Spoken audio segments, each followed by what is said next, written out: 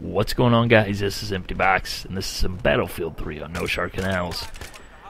As you can probably notice, Noshahr Canals is, of course, an epic map in almost every sense of the word. It's just epic. I love this map, but I'll go into that a little bit later.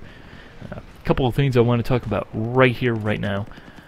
Finally got my second hard drive in today, which is something I was planning on doing since I built this system, but it just never ended up happening because of the flooding and the shortages of hard drives and the inflated prices and the craziness that was. But I finally did order that one in, bit the bullet, and basically what that allows me to do is I can record now without pretty much any frame rate hit when I'm actually playing, which is of course crucial, which in theory will allow me to record up to 1080p, which I do play in, and do that. Now that is kind of the reason for asking this question, is that important enough for you guys to do that I spend that extra time for what I'm doing here. Personally, I know when I'm watching just like gameplays or commentaries, whatever these things are, where I'm talking over video games and about them, whatever they're called, yeah. I usually just watch 720 even though I got a 1080 monitor, and that's no problem, and my internet connection can handle a 1080p video, but it's just 720 is more than good enough. That's just how I am. I don't know if you guys are all the same, or if you guys are all like 1080 is the most amazing thing ever. I need my videos in 1080. I can't watch 720 because if I watch 720 on YouTube, I'm gonna die. But yeah, I'm totally pinned down here. Just totally pinned down here. Terrible spot to be. Terrible spot to be. So let me know if 720 versus 1080, which way you lean and how heavily. If it's not a big thing, it doesn't really matter to me. 720 is just easier to do in pretty much every regard because it is like 3 times quicker to upload. It's 3 times quicker to render out. The files are so much smaller, but yeah, that's not really a huge issue now that I got an extra terabyte just for recording stuff onto, which is oh so nice. Gonna take advantage of that. But second thing is, I'm gonna start going back to the variety of videos that I had been doing before the patch came out for Battlefield 3. Obviously, now that Battlefield 3 is kind of settled down after the patch, it's not that I don't enjoy playing the game. It's not that I'm not playing the game. It's just that I like playing multiple games, and that's just who I am. I mean, while I do like Battlefield 3, I bet a lot of you guys have more time in this game than I do, and I bet a lot of you guys have more time in this game than I will ever have in this game already, even if you stop playing right this minute. Of course, if you're playing right this minute while you're listening to this, that's pretty goofy. Pretty goofy. I'm playing Battlefield while watching Battlefield while listening to some random guy talk about Battlefield. That's weird. Anyways, what I'm going to be doing here in the next couple of minutes, as soon as I finish up this commentary, I'm probably going to, I'm probably going to go get something to eat. My mind just works like this. It really does. Anyways, after I eat, I'm probably going to come back, play some more video games, and going to actually start something completely different for you guys. And that would be a Deus Ex gameplay, walkthrough, let's play, whatever you want to call them. And when I say Deus Ex, I mean the original Deus Ex, the game that is regarded as one of the greatest video games of all time. Because honestly, I kind of feel like a little bit less of a gamer having not played that game to its end. Because, it's a game so epic that they say every time you mention it, someone reinstalls it. So it can't be terrible. So yeah, I'm going to be doing that. I'm not going to be abandoning Battlefield. I'm going to try and switch them off and on, and maybe every other day or something, or work something out for that. So that's that. Don't get your panties in a bunch if you're one of those Battlefield only guys. There's nothing wrong with that, but there's more to video games and YouTube than Battlefield or Call of Duty or whatever. Think outside the box. And no, that was not a pun because my name is quote unquote Empty Box, and no, that is not actually my name because that'd be a pretty weird name and that'd be some pretty weird parental decisions. Anyways, let's go on to the meat and potatoes of this commentary, or what I wanted to talk about here.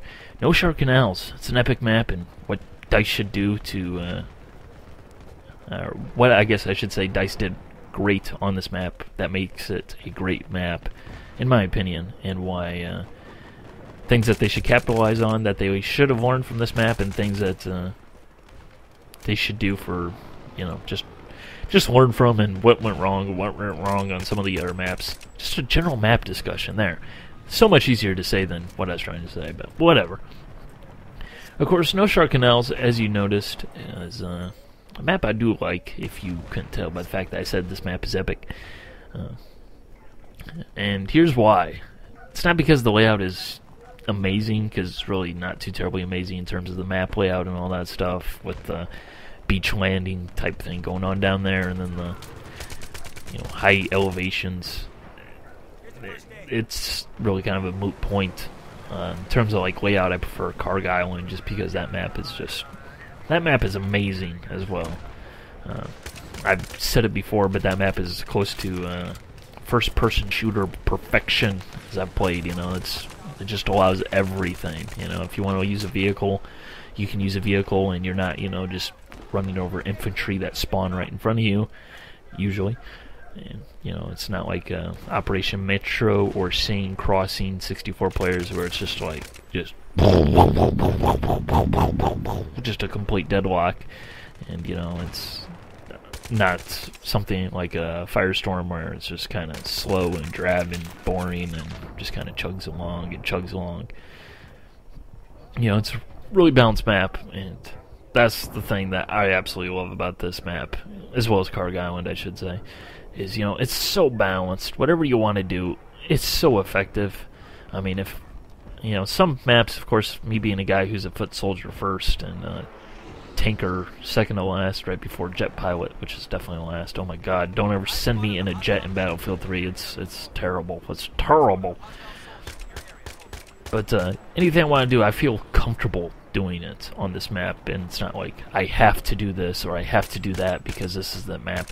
I mean, think about like Operation Firestorm. When you play that map, it's just like, I kind of feel like I have to hop in a tank, because there's a tank sitting there at the deployment, and I should probably take a tank, because this map is more than plenty big enough that a tank can just destroy everybody, which it certainly can. You know, obviously, I'm sure a lot of vehicle players absolutely love that map, but, you know, I think it's a little bit too one-dimensional, and that's that. You know, I think, you know, maps like Metro, like I mentioned, just too far in the other way, way too far, to the point where, you know, it's just, it's not about skill anymore, it's not about movement, it's not about positioning, it's not about hitting the shots, it's not about moving about the map, it's just about shooting whatever happens to spawn in front of you, essentially.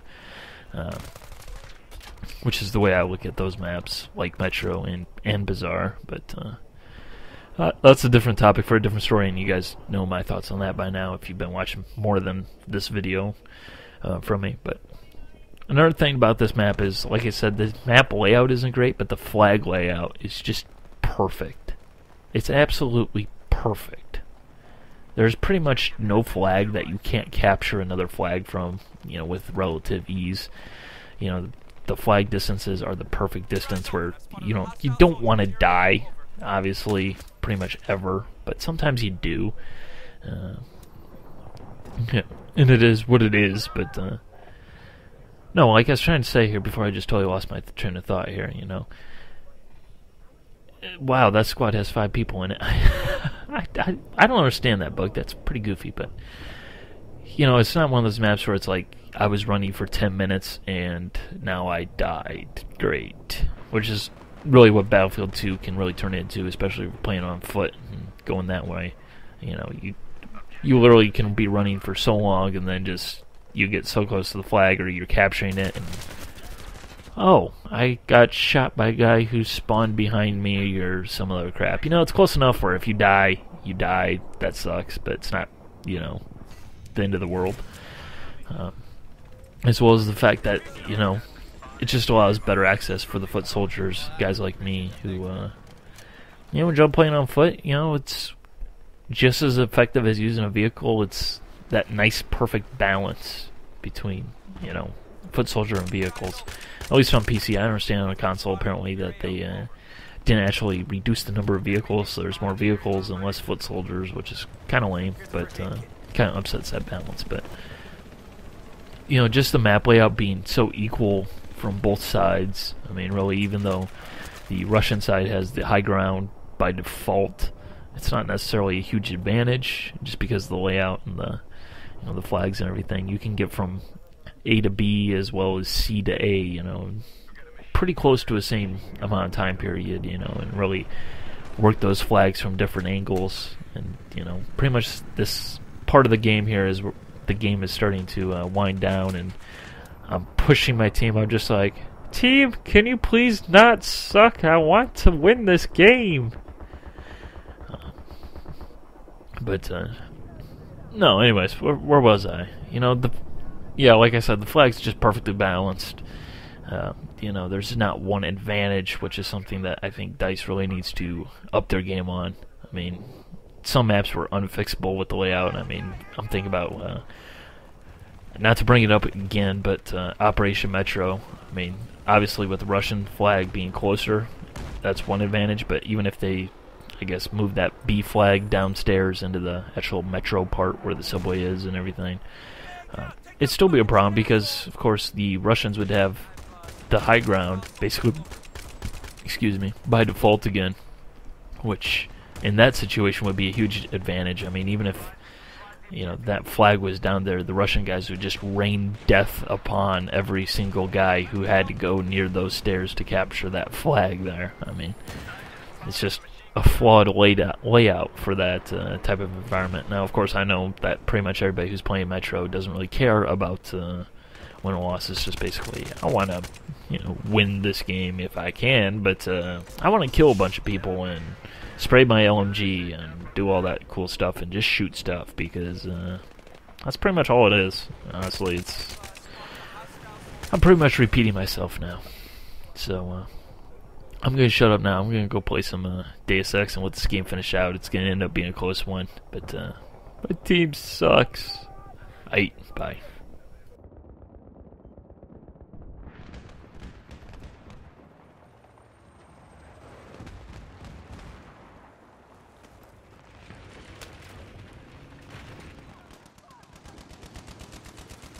First aid, man. Be aware I've spotted a hostile machine gunner over.